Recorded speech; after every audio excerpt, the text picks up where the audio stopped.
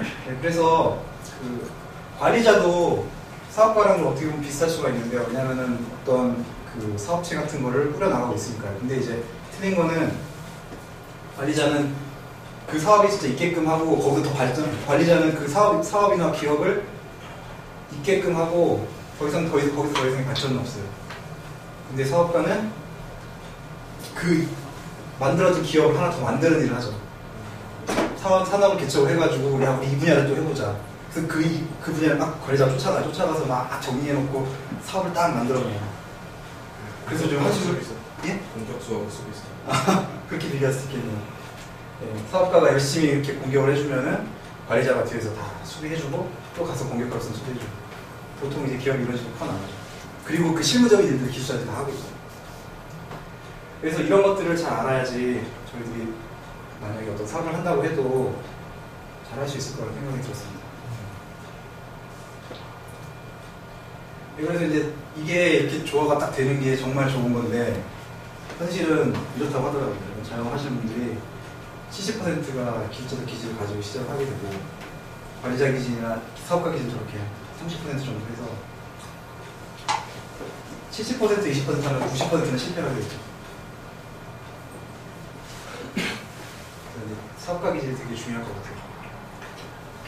구체적으로 그 과정을 얘기를 해줘요. 이제 그 책에서는요. 처음에 만약에 그럼 기술만 가지고 있는 사람들이 나와서 사업을 하게 되면 처음에는 이렇죠. 명령을 내린 사업가 없어가지고 난 좋다 자유를 얻었구나 하면서 열심히 자기 사업을 꾸리게 되고 특징이 이제 사업주가 혼자서 보통 영업을 하다 보니까 영업사원이랑 같기도 하고 그러다가 이제 좀 계속 하다 보면은 후반부에는 지치기 시작하죠. 예전에 고용이 돼서 일을 할 때는 그 고용돼서 있을 그 시간 동안만 딱 일하면 끝났는데 자기 사업을 하다 보니까 24시간 다 돌봐야 되잖아요. 그러니까 이렇게 하다 보니 결국 나중에 좀 지치게 돼요. 그러다가 이제 어느 정도 이 사업이 커지게 되면은 누군가를 고용을 해야 할 때가 오게 되는데요. 그때가 이제 청년기의 시작이라고 책에서는 구분을 하더라고요. 그리고 이제 이렇게 잘못 가는 이유가 기술자의 시각으로 사업을 운영하는 걸 잘못했거든요. 아까도 말씀드렸지만 사업가의 시각으로 보고 이걸 운영을 해야 되는데 그래서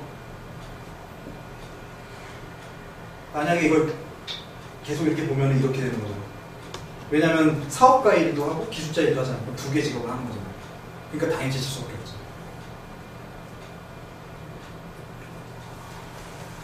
그래도 이제 이게 만약에 잘 돼서 청년기가 되게 되면은 그러니까 혼자 감당할 수 없어서 이제 직원도 고용하고 계속 하게 되면은 보통 이렇게 된대요. 그러니까 기술자의 일을 그러니까 되게 힘들게 일하다가 누가 들어왔잖아요. 되게 좋은 거예요. 나 힘들었는데 이제 사람이 생겼구나. 막 시키면 막 하잖아요. 이렇게 일하니까는 나중에 이렇게 막 맡기고 자기는 이제 이제 내가 없어도 되겠구나 빠지게 되는 거예요. 이게 근데 보면은 잘 돌아가는 것 같긴 한데 사실은 이렇게 되는 거죠. 일을 맡기고 근로부터 달아나게 돼요. 왜냐면은 그 고용된 사람은 그 사업주처럼 생각 안 하거든요. 사업주만큼 일을 잘 안 해요. 그래서 결국 뜻하지 않은 일이 생겨나게 돼요. 항의전화 같은 거. 고객한테 사업자만큼 잘하지 않아요. 그러다 보니까는 이제 이런 일이 생기게 되고 이때 이제 문제를 감지하게 되죠. 사업가 뭔가 이상하다. 이 사실을 그래서 이때쯤 깨닫게 되는 거예요. 이때쯤.